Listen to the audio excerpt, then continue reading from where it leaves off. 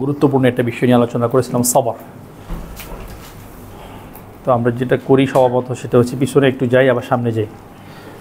ইলমের ক্ষেত্রে একটা কথা আছে, জ্ঞানের ক্ষেত্রে, যে শিক্ষা জাতির মেরুদণ্ড, ঠিক না? তো জ্ঞানের একটা কথা আছে, বহুল প্রচলিত কথা। আর শিক্ষার মেরুদণ্ড আছে। শিক্ষার মেরুদণ্ড কি?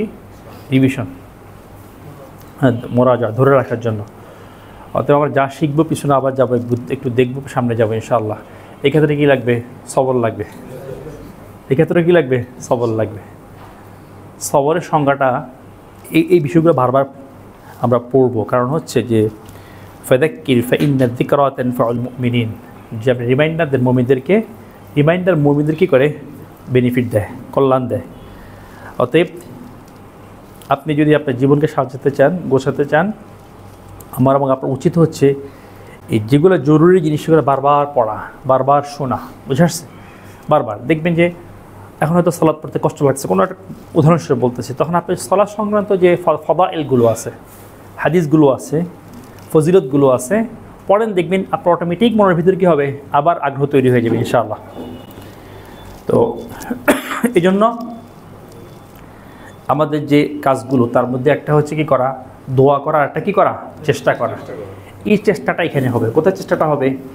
যে আপনি কল্যাণকর জিনিসগুলো বারবার পড়বেন, এবং কোরআনকেও আল্লাহ সুবহানাহু ওয়া তাআলা এভাবে সংজ্ঞায়িত করেছেন যে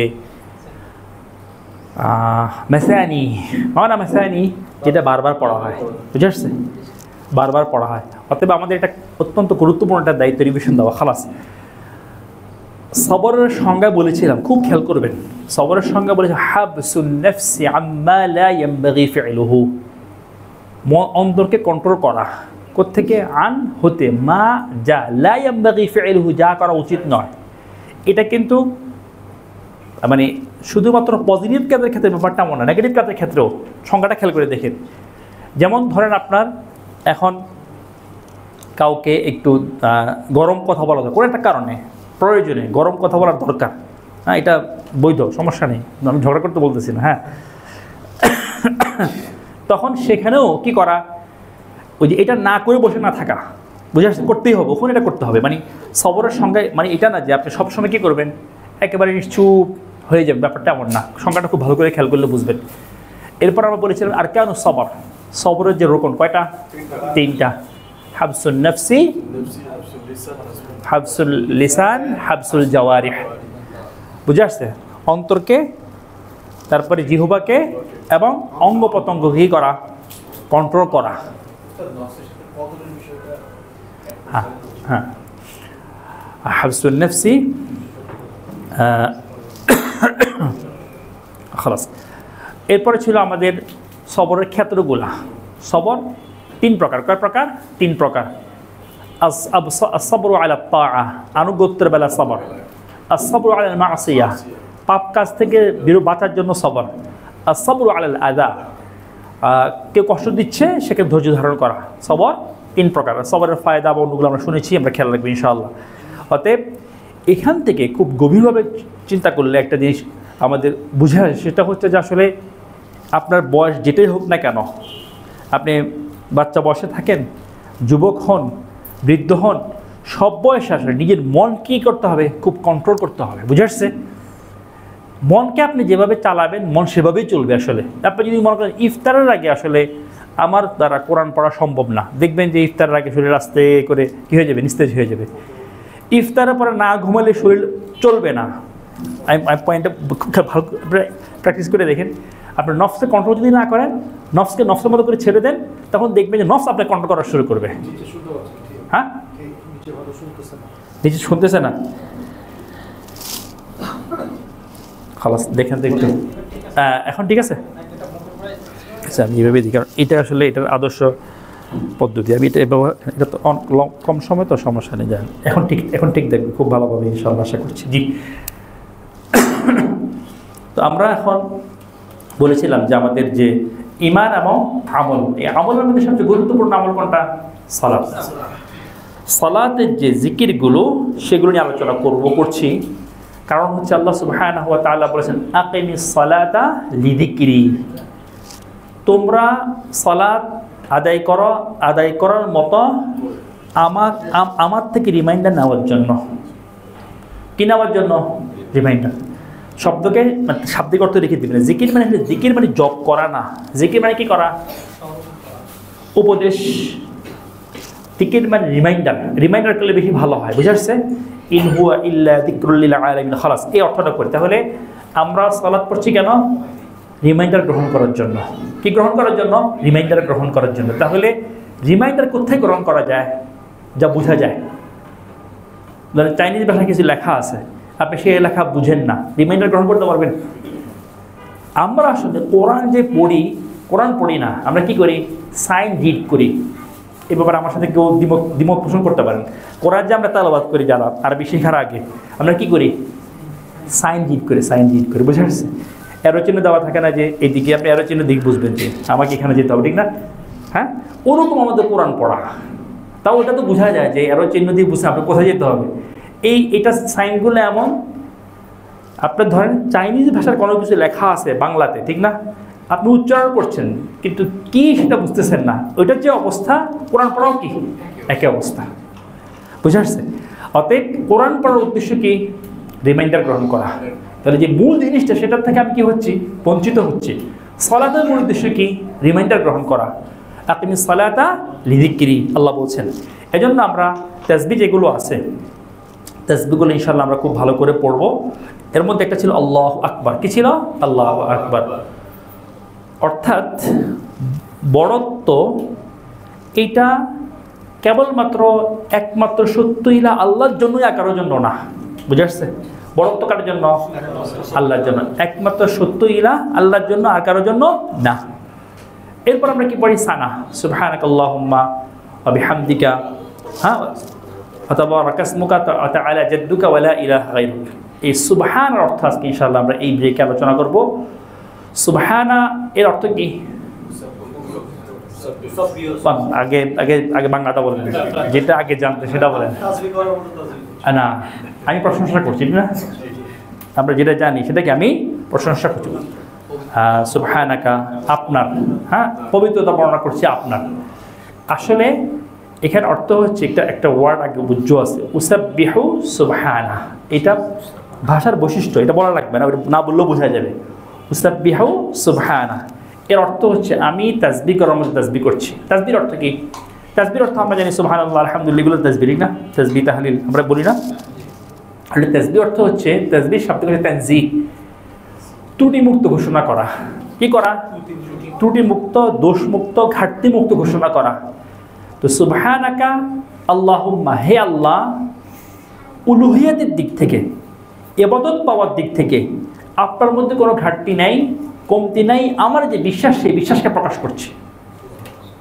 সুবহানাল্লাহ অর্থ কি আবার বলবো? খুব জরুরি, কারণ এগুলোই তো আমরা পড়ি, ঠিক না? সুবহানাল্লাহ, সুবহান রাব্বিল আযীম, সুবহান রাব্বিল আ'লা, তারপরে যে শেষে সুবহানাল্লাহ, সুবহান, এগুলো পড়ি না। অর্থ কি? কারণ অর্থ না জানলে আসলে রিমাইন্ডার নেওয়া যাবে না। এটা খুব স্বাভাবিক জিনিস। অর্থ না বলতে রিমাইন্ডার নেওয়া সম্ভব না। কিন্তু সালাতের উদ্দেশ্য কি? রিমাইন্ডার নেওয়া। আকিমিস সালাতা লিযিকরি, যে তুমি সালাত আদায় করার মতো আদায় করো। কি জন্য? আমার থেকে রিমাইন্ডার গ্রহণ করার জন্য। তো আল্লাহ থেকে রিমাইন্ডার গ্রহণ করবো কখন? যখন বুঝবো। আসলে না বুঝে রিমাইন্ডার গ্রহণ করার কোনো সুযোগ থাকে না, কারোর জন্যই না।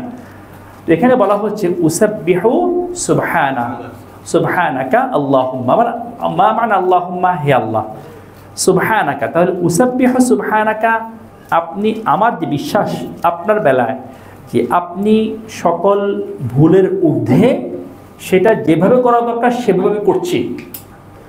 আল্লাহ উলুহিয়াতের দিক থেকে তার মধ্যে কোনো কি নেই, ইলাহ হওয়ার দিক থেকে কোনো কি নেই, কমতি নেই, ঘাটতি নেই। সেই বিশ্বাসকেই করা, ঘোষণা করার মতো। সেটা কি বলা হয়? তাসবিহ। পবিত্রতা না। পবিত্রতা বললে তো আসলে জিনিসটা বোঝা যায় না। একটা ধরেন নাইমাম আছে, কানামা বলো, শুনছি, বলছি, ঠিক আছে, কিন্তু আসলে জিনিসটা আসলে এটা না, যেটা আমরা শিখছি এটা আসলে না। উসাব্বিহু সুবহানাকা, তাহলে অর্থ কি? উসাব্বিহু সুবহানাকা, এর মানে কি? হে আল্লাহ, আমরা আপনার তাসবিহ করার মতো তাসবিহ করছি। আপনি সকল ত্রুটির ঊর্ধ্বে, কোনো ধরনের ঘাটতি নেই আপনার মধ্যে, এই যে বিশ্বাস, সেটাকে প্রকাশ করার মতো প্রকাশ করছি। বুঝে আসছে? সুবহানাকা আল্লাহুম্মা, হে আল্লাহ। যেহেতু এটা চলে আসছে, এরপর আমরা রুকুতে কি বলি? সুবহানা রাব্বিয়াল আযীম। তাহলে এখানে কিন্তু তাসবিহ কাকে করছেন প্রথমে বলেন তো? আল্লাহকে। কেন কাকে করছেন? আল্লাহকে। আল্লাহ মানে কি? আল মা'বুদ ওয়াল হক, একমাত্র সত্য উপাস্য, একমাত্র ইবাদত পাওয়ার হকদার সত্তা, তিনি হচ্ছেন কে? আল্লাহ। এখানে আপনি তাসবিহ করছেন, প্রথম সালাতের শুরুতে যে তাসবিহটা সেটা করছেন কোন ব্যাপারে? উলুহিয়াতের ক্ষেত্রে। আপনার যে আমার ইবাদতটা পাবেন, আপনার মধ্যে কোনো ঘাটতি নেই, এই ক্ষেত্রে উলুহিয়াতের ব্যাপারে তাসবিহ করছেন। রুকুতে কি করছেন? সুবহানা রাব্বি, রুবুবিয়্যাতে তাসবিহ করছেন। সুবহানা রাব্বিনা, আর এখানে সুবহানাকা আসলে আল্লাহুম্মা মানে ইয়া আল্লাহ। আল্লাহুম্মা অর্থ কি? ইয়া আল্লাহ। তাহলে হে আল্লাহ বলতে আমি তাসবিহ করছি কোন ক্ষেত্রে? উলুহিয়াতের ক্ষেত্রে। কারণ আপনি ইবাদত শুরু করছেন, ইবাদত শুরু করছেন। তাহলে কোন তাসবিহটা হবে? উলুহিয়াতের। এর আগেরটা আল্লাহু আকবার। খেয়াল করে দেখেন, আল্লাহু আকবারও কিন্তু আসলে উলুহিয়াতে, কিন্তু পজিটিভটা দুইটা আছে। আল্লাহু আকবার ওটা পজিটিভটা। পজিটিভটা কিভাবে? আপনি ইবাদত পাওয়ার ক্ষেত্রে সত্তা, একমাত্র সত্তা, আর কেউ সত্তা না। তাহলে ওইটা হচ্ছে যে ওইটা আপনি এই বড়ত্বকে সাব্যস্ত করছেন আল্লাহর জন্য, বুঝে আসছে? আর এখানে হচ্ছে আল্লাহর মধ্যে কোনো ঘাটতি নেই, সেটাকে আল্লাহর জন্য সাব্যস্ত করছে। দুদিক থেকে কিন্তু মানে বড়ত্ব আপনার, কোনো ঘাটতি নেই, সেটাও আপনার, বুঝে আসছে? কমপ্লিট না? একটা পজিটিভ দিক থেকে আর একটা নেগেটিভ জিনিস আপনার মধ্যে নাই, সেটার দিক থেকে, বুঝে আসছে? কারণ আপনি আসলে কার ইবাদত করছেন? আল্লাহ। তাহলে দুই দিক থেকে আপনি কি করতে হবে? এই বিষয়টাকে সাব্যস্ত করতে হবে, প্রমাণ করতে হবে, প্রকাশ করতে হবে। যখন দুই দিক থেকে করবেন তখন ইবাদত কি আসবে? সত্যিকার অর্থে ইবাদতের মতো হবে। আবার আমি শেষ করছি ইনশাআল্লাহ। তাহলে আসলে কথা বললে দেখা যায় কি, একটা পয়েন্ট পুরো না বললে সমস্যা, বুঝে আসছে? অল্প বললে আসলে কোনো পয়েন্টে শেষ হয় না। আর এরকম যে অল্প শুনতে শুনতে শুনতে জীবন এই অল্পের মধ্যে রয়ে গেছে, বুঝে আসছে?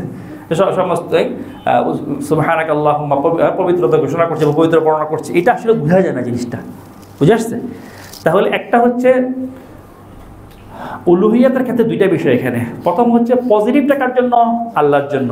আর ঘাটতি যে নাই, হ্যাঁ, তার তিনি ইলাহ হওয়ার দিক থেকে কোনো ঘাটতি নেই, সেটা কি করা? প্রকাশ করার মতো প্রকাশ করা। তাহলে সুবহানাকা আল্লাহুম্মা, হে আল্লাহ, আমরা আপনার তাসবিহ করার মতো তাসবিহ করছি। আমরা এই ঘোষণা দিচ্ছি যে আপনি ইলাহ হওয়ার দিক থেকে আপনার মধ্যে কোনো কি নাই? ঘাটতি নাই। অতএব আপনার ইবাদত করার মতো যে মানসিকতা, সেটা আমি গ্রহণ করছি এবং করার মতো করার ঘোষণা দিচ্ছি। আপনি ধরেন আপনার বস বলে স্যার, আগেও স্যার, পরেও স্যার, এর মানে কি? যে আপনি যা বলবেন সেটাই মানার জন্য কি এক পায়ে খাড়া, বুঝে আসছে? অতএব এই তাসবিহ এবং তাকবীর কেন বলছেন? আপনি যে তাকে আনুগত্য করতে চান সেটা প্রকাশ করছেন, বুঝে আসছে? আল্লাহ সুবহানাহু ওয়া তাআলা আমাদের বোঝার তৌফিক দেন, আমিন। ইনশাআল্লাহ এরপরে আমরা এগুলোই কন্টিনিউ করবো ইনশাআল্লাহ। যে আমাদের যে সালাতটা বোঝা খুব জরুরি আসলে। বারাকাল্লাহু ফিকুম।